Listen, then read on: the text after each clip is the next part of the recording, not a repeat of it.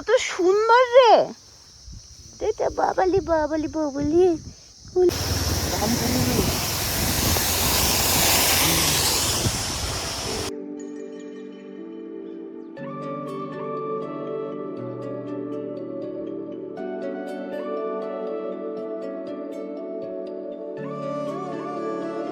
Hello, good morning, welcome back to my channel world of Ritu. তোমরা সবাই কেমন আছো? আশা করি খুব ভালো আছো। সকলকে এখন তো এখানে পুজো নয়,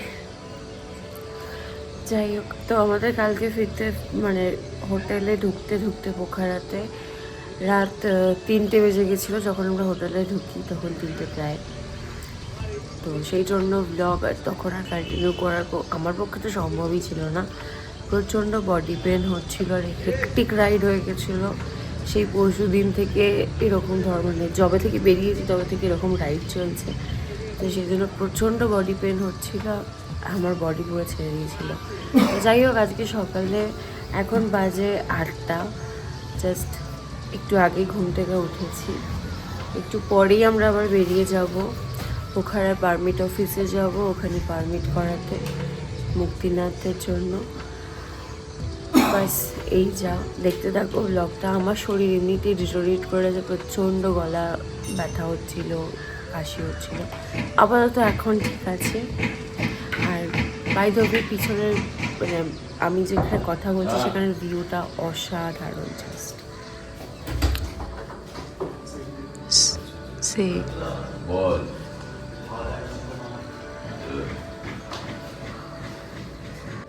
যাই হোক, আমাকে এখন চা দিয়ে গেছে, চাটা খাই, তারপরে বেরোবো। ওখানে ওরা সবাই রেডি হচ্ছে,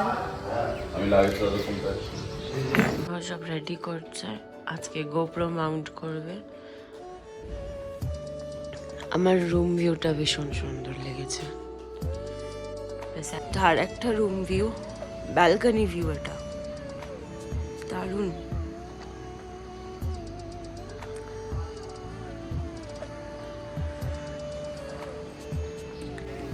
সৌমদীপ তেল চেঞ্জ করছে। সৌমদীপ দা দেখো, একটা ব্যালকানিতেও কিছু দেখতে পাচ্ছ? জামা কাপড় শুকুর দেওয়া, এটা দেখো। বাঙালি যেখানে যায় সেখানে এরকম করে। শনিবার দিন পোকরা বন্ধ থাকে। ও পোকরার পারমিট অফিস বন্ধ। এই ক্যাপ আমরা না, এই ক্যাপ না, ওটা আলাদা।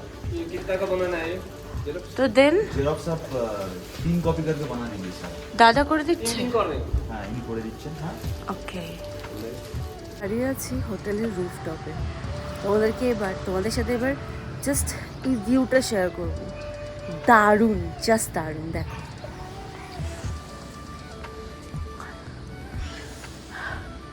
কি সুন্দর না, অসাধারণ। বাস এটা দেখে আমি খুশি হয়ে গেছি, ভীষণ খুশি হয়ে গেছি, দারুণ লাগছে। নিজে মুক্তিনাথের জন্য পারমিট বানাচ্ছে আর আমি রুফটপে চলে এসেছি একা একাই। এখানে এসে জাস্ট এই ভিউটার মজা নিচ্ছি। আমার অসাধারণ লাগছে। এতটা রাইড করে এসে এবার ভালো লাগছে। কালকে রাতে আমি খুব রেগে গেছিলাম, অ্যাকচুয়ালি এত হেকটিক রাইড হয়ে যাচ্ছিলো, প্রচণ্ড রেগে যাচ্ছিলাম। তো যাই হোক, এই ভিউটা দেখার পর, ওই জিনিসটা দেখার পর আমি খুব খুশি, খুব খুশি। তো যাই হোক, মুক্তিনাথের পারমিট আজকে যেটা বললো সেটা হচ্ছে গিয়ে, যেহেতু আজকে শনিবার, পারমিট অফিসটাও বন্ধ, সেই জন্য হোটেল থেকেই পারমিট করিয়ে দিচ্ছে ওরা। কিভাবে করাচ্ছে সেটা হওয়ার পর আমি ডিটেলস তোমাদেরকে জানাবো। তো 10:30টার মধ্যে আশা করি পারমিট এসে যাবে, তারপর আমরা রওনা দেবো মুক্তিনাথের জন্য। এটা হচ্ছে আমাদের হোটেল। কালকে আমরা 3টের সময় এসেছিলাম, যেহেতু কোনো হোটেলের ভিউ দিতে পারিনি, তুতলে যাচ্ছি। এগুলো আমাদের ডার্ট বাইক, ঠিক আছে। সব থেকে বেশি বোধ হয় ওরটাই খাতারনাক অবস্থা। এই যে ওর বাইকটা, এটার খাতারনাক অবস্থা। হোটেলটা ভীষণ সুন্দর, ভিডিওগ্রাফার আমার পড়ে যাচ্ছে। কালকে রাতে এত খেপে গেছিলাম যে কোনো ভিউ দেখতে পাচ্ছি না। এত সুন্দর একটা জায়গায় এসেছি কিনা, অন্ধকারের মধ্যে শুধু রাইড করে যাচ্ছি, ঠিক আছে। তো আজকে সকালবেলা উঠে हम खुश हो गए, बहुत खुश हो गए। এই নজারা দেখে, ওই নজারা দেখে, রুফটপের নজারা দেখে আমি জাস্ট অ্যামেজড। নেপালি টাকায় কত নিয়েছে রে রুমটা? 1500। আর এখানে টুইন বেডরুম রয়েছে, মানে আরামসে 4 জন করে থাকা যায়, ঠিক আছে। তো এটা হচ্ছে নেপালি টাকায় 1500, মানে ইন্ডিয়ান কারেন্সিতে ওই কত হয় 930 950 মতো আর কি অ্যাপ্রক্স, ঠিক আছে। তো আমার মনে হয়েছে যথেষ্ট সস্তা, কিন্তু যখন আমরা এসেছিলাম তখন খাবার দাবার তো কিছু পাইনি, অসম্ভব ব্যাপার। তো যাই রেডি হব, হয়ে মুক্তিনাথের জন্য বেরোবো। আমরা রেডি টুয়ার্ডস মুক্তিনাথ, এবার রাইড শুরু হবে, সবাই রেডি, চলো বেরোনো যাক। আমরা যে হোটেলে ছিলাম ঠিক তার পাশেই এই মিষ্টি পুতুলটা ছিল, ওর সাথে সকালেও খেলেছি। তো যাই হোক, ওকে এখন টাটা করে দিয়ে আর আমরা পোখরা শহরটাকে এনজয় করতে করতে চলে যাব আমাদের স্বপ্ন পূরণের পথে, মানে মুক্তিনাথের পথে, দি মাস্ট্যাং রাইড, যেটার জন্য সব রাইডাররাই স্বপ্ন দেখে। তো আমাদের কাছে এটা ভীষণ বড় একটা চাওয়া পাওয়া। দেখো, সত্যি কথা বলতে আমরা মধ্যবিত্ত ঘরের ছেলে মেয়ে, সো আমাদের কাছে এই স্বপ্ন পূরণ করাটাই অনেক বড় পূরণ করা মনে হয়েছে। সো এটা আমাদের কাছে অনেক বড় চাওয়া পাওয়া, তাই তোমাদের সাথে সবটা শেয়ার করছি, ভীষণ খুশি। তোমাদের যদি ভালো লাগে অবশ্যই কিন্তু কমেন্ট সেকশনে একবার রেসপন্স করো, আমারও খুব ভালো লাগবে। যাই হোক, পোখরা শহরটা যেমন বলেছিলাম ভীষণ সুন্দর, একটা ঝলমলে দিন, একটা সুন্দর সকাল দিয়ে আমরা শুরু করছি এই জার্নিটা। আই নো যে পরবর্তীকালে গিয়ে হয়তো অনেক আপস অ্যান্ড ডাউন আসবে, কোনো ব্যাপার না, আমরা সবাই একসাথে সামনাসামনি করব সেটার।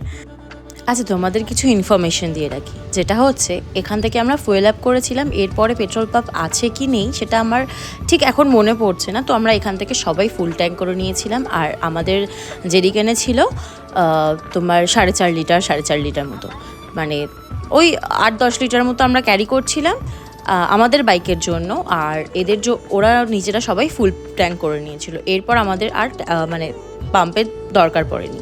আর একটা ইনফরমেশন, সেটা হচ্ছে গিয়ে আমাদের মুক্তিনাথের পারমিটের জন্য লেগেছিল 1 কপি করে পাসপোর্ট সাইজ ছবি, আর হচ্ছে গিয়ে ভোটার আই কার্ড, এগুলো হচ্ছে তোমার ডকুমেন্টস। আর টাকা লেগেছিল নেপালি টাকায় 1700 টাকা। এটা হয়তো অফিস থেকে ডাইরেক্টলি অফিস থেকে করালে হয়তো 1000 টাকা করে পড়তো, আমাদের যেহেতু হোটেল থেকে করাতে হয়েছিল, বন্ধ ছিল, সেই জন্য আমাদের পড়েছিল 1700 টাকা করে পার হেড নেপালি টাকায়। আজ এটা ঘুরে আমার মনে হয়েছে যে নেপালে থাকাটা ইজি, মানে থাকাটা তোমার কম দামে হয়ে যাবে, কম টাকায় হয়ে যাবে, বাট খাওয়া দাওয়াটা একটু কস্টলি, মানে পার হেড নেপালি টাকায় 700-800 টাকা তো লেগেই যাচ্ছিল, আর যত উপরে যাবে তত বেশি দাম বাড়বে। যাই হোক, ছাড়ো এসো, চলো এখন প্রকৃতিটা এনজয় করো আমার সাথে সাথে।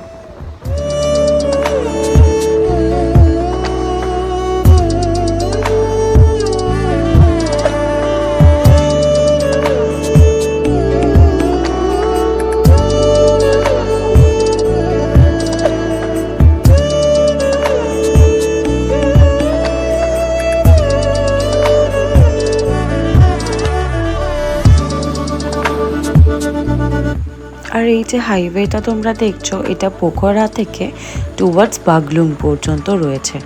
এই হাইওয়েটা ঝাঁ চকচকে হাইওয়ে, সুন্দর। আসলে অফরোড শুরু হয় বাগলুংয়ের পর থেকে।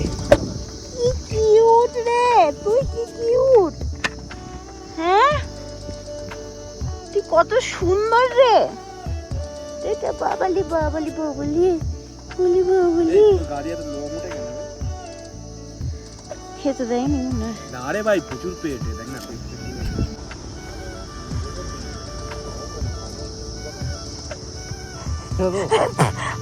দেখো আমাকে ঠেলে ফেলে দিচ্ছিল।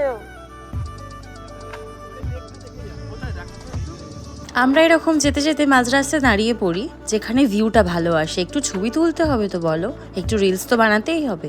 ও হ্যাঁ, যারা এখনও আমার রিলস আর ছবি দেখোনি তারা আমার ইনস্টার ফেসবুক আইডিতে ফলো করতে পারো, লিঙ্ক ডেসক্রিপশন বক্সে দেওয়া রয়েছে।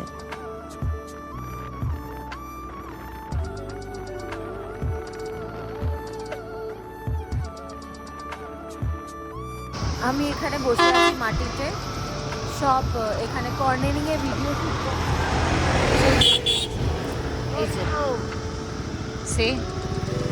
এই যে এই যাচ্ছেন কর্নারিং এর ভিডিও শুট হবে, আর ওই হচ্ছে ভিডিওগ্রাফার আসছে, আর আমি রাস্তার মধ্যে বসে আছি। নাইস ব্যাপার।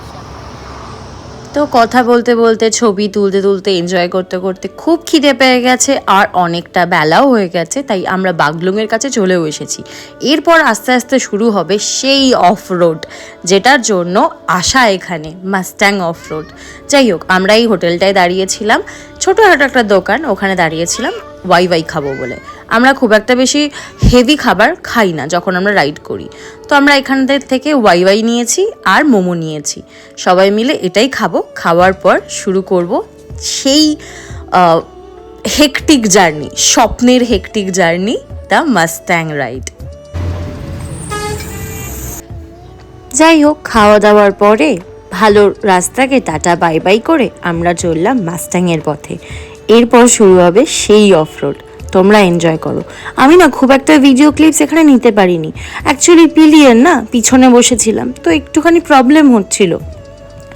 আর যা ভিডিও আছে সেগুলো আমি হয়তো গোপ্রো থেকে পেয়ে যাব, অরিত্র মাউন্ট তো করেই ছিল, সেখান থেকে তোমাদের সাথে শেয়ার করব।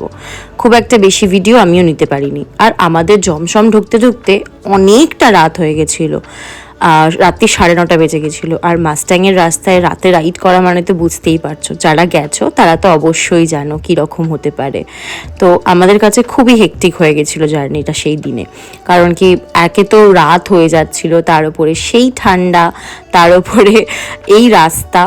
তো সেই জন্য সেদিনকে আমরা মুক্তিনাথে যাইনি, আমরা জমসমেই থেকে গেছিলাম। কিন্তু তোমরা চাইলে জমসমের আগে মারফা ভিলেজ, তাতোপানি অনেকগুলো জায়গা পড়ে যেখানে স্টে করা যায়, তোমরা সেখানেও স্টে করতে পারো।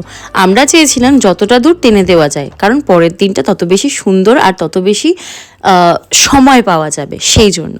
তো যাই হোক, আমরা জমসম পর্যন্ত গেছিলাম। জমসম এয়ারপোর্ট থেকে মুক্তিনাথ 25 কিলোমিটার, আর ওখান থেকে আমরা মুক্তিনাথ ওঠার একবার হলেও চেষ্টা করেছিলাম, বাট প্রচণ্ড টাফ লাগছিল রাস্তাটা, আর অন্ধকার প্রচণ্ড হয়ে গেছিলো, সবাই একটু ভয়ই পেয়ে গেছিলাম সত্যি কথা বলতে। সেই জন্য ব্যাক করে আবার জমসমে আমরা স্টে করিনি। এই দেখো, এই শুরু হলো সেই রাস্তা। আমি আর এখানে বক বক করবো না, চলো আমার সাথে সাথে তোমরাও এক্সপিরিয়েন্স করো।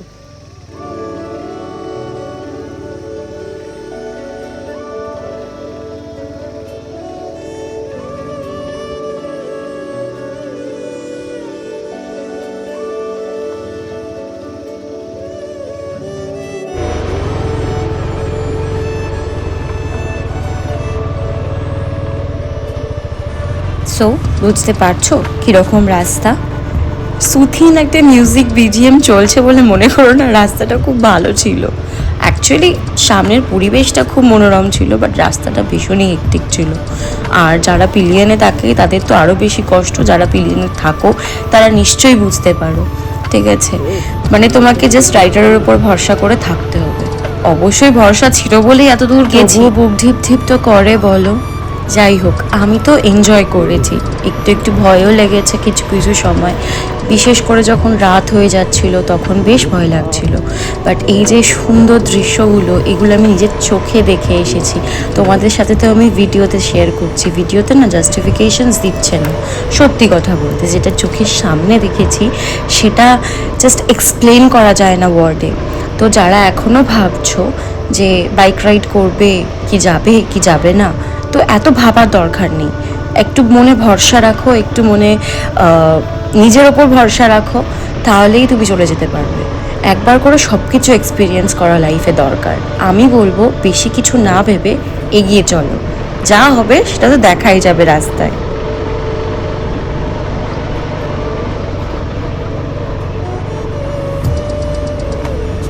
তো যাই হোক, এখন বেশ লাইট আছে, তোমরা দেখতে পাচ্ছ। এরপর আস্তে আস্তে লাইট ডাউন হয়ে যায়, মানে সন্ধে নেমে যায়। আর আমাদের যেরকম ছিল জমসম ঢুকেছি আমরা প্রায় রাত্রি 9:30। তো যাই হোক, এতটা রাইড করা, একটু একটু মাঝে দাঁড়াতেও হচ্ছিল। আর মাঝখানে আমরা কি বলবো, পড়ে যাইনি, বাট আমাদের বাইকটা স্লিপ খেয়ে নিচের দিকে নামছিল, আর আমরা বাইক থেকে নেমে পড়ি, বাইকটা পড়ে যায় আমাদের। তো যাই হোক, সেখানে একটু বেশ ভয়ও লেগেছিল। তো আমরা এখন রাতে 9:30 বাজে জমজমে পৌঁছে গেছি। আমরা এই হোটেলটাতেই স্টে করব। জমজম এয়ারপোর্টের পাশেই একদম হোটেল পেয়েছিলাম। বাকি ডিটেলস আমি নেক্সট ব্লগে তোমাদের সাথে সব কিছু শেয়ার করব।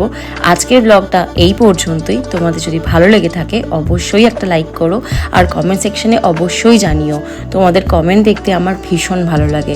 যাই হোক, দেখা হচ্ছে নেক্সট ভিডিওতে। Till then stay tune, bye, love you, tata.